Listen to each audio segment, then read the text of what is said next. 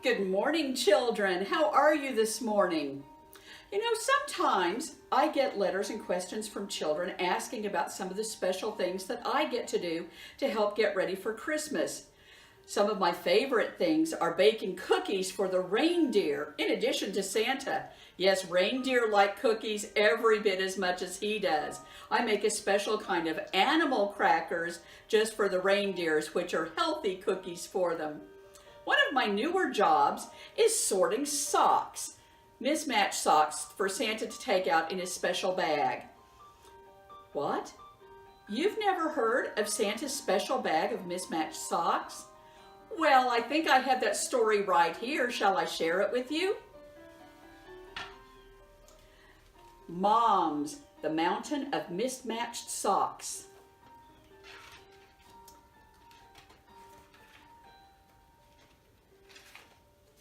A few years ago at the North Pole, Santa was feeling perplexed. Mrs. Claus noticed he wasn't finishing his favorite cookie snacks, so she knew something was bothering him. He told her that for some time he had been worrying about coal. He told her that everyone expects when a child has not been very nice, they end up getting coal in their stocking instead of a toy at Christmas. But Santa wasn't happy about that any longer.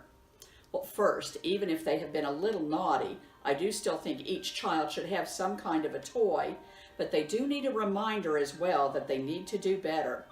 Second, our coal supply is nearly gone, and it is such a mess to mine it. It's dangerous for people and to the air.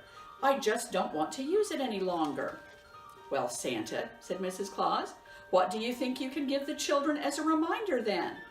That's the problem, said Santa. I have no idea. I've been using coal for so long now, I'm having a hard time thinking of something else now. They decided to ask the elves, since they are the most intelligent, creative people on the earth. They assembled the Second Great Elf Congress. All elves were to listen to Santa's dilemma and offer solutions. The elves had many ideas. Sunshine recommended a small bag of nails to remind children about sharp tempers, but Santa said, no, we certainly don't want any child to be hurt. Frostine suggested snowballs to remind children that being mean makes you cold at heart. But Mrs. Claus reminded them that they would melt in the South, leaving soggy Christmas stockings, and no one wanted to deal with that smell. They were seriously considering Brussels sprouts when the door opened, and who should wander in but the always late for everything Elf Argyle. Santa stood and stared, open-mouthed. The room went silent. Santa, mind your manners. It's not polite to stare. He's only a little late, said Mrs. Claus. Then she looked at Argyle, and her mouth dropped open as well. Argyle, what on earth are you wearing? Everyone turned to look at the tardy little elf. Now, you must understand that since there is so much white at the North Pole because of snow, we love bright colors. Even Santa and Mrs. Claus are no match for the elves. They wear the most brilliant and clashing color combinations you can imagine. But Argyle's coat was beyond description. You could say it was a rainbow, except that in addition to red and orange, blue, yellow, purple, it also had plaid, stripes, tweed, brown, black, mustard, spinach, and mud colors in it. But that was not the most unusual thing. Oh no! The coat was dotted with well, I just have to say it, socks. It was dotted with socks. None of them matched. They were stitched into the coat like pockets or patches.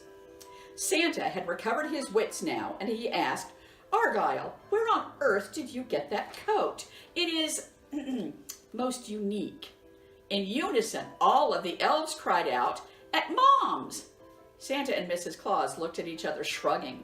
Oh, we don't have a store named Mom's up here. No, laughed the elves, it's not a store. Come, we'll show you.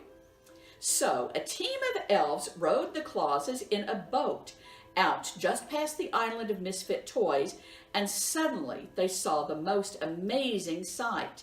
Another small island, entirely covered with the largest pile of socks you can imagine.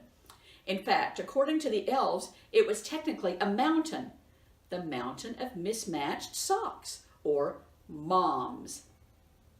The Clauses' mouths were open wide again.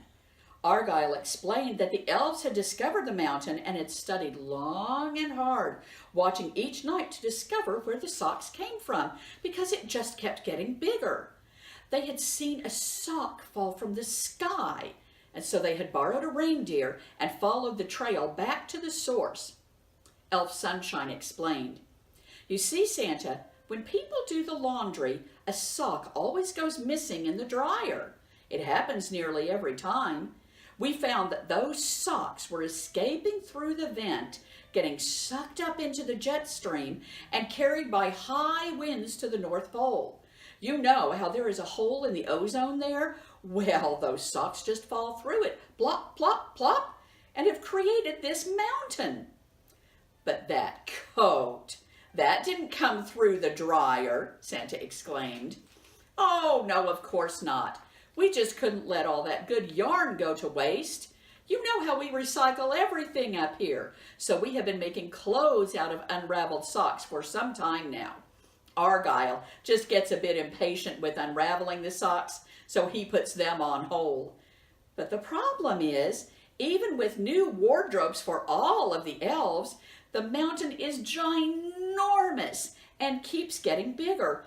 We don't know what on earth we are going to do with all those socks." Santa and Mrs. Claus gave each other a wink.